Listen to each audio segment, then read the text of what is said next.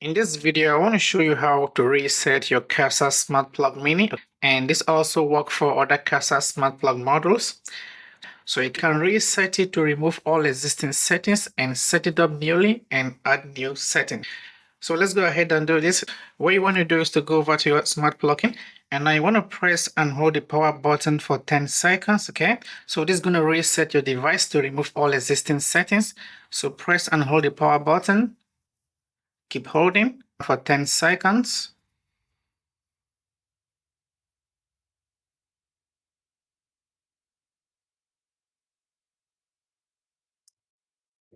Okay, so 10 seconds. So the next thing you want to do is to go over to your phone and open the Kasa app and tap the plus icon and then tap device.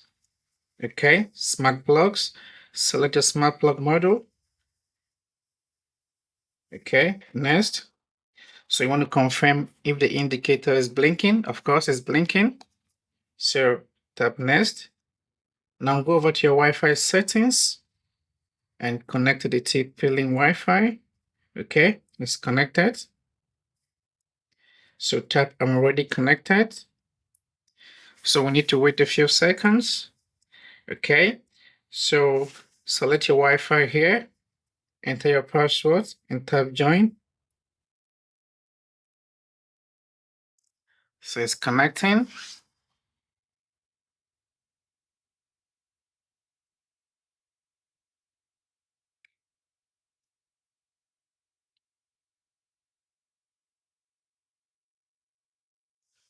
So you want to give your device a name. So this reset removes all your existing settings. Okay, so you want to give it a new name.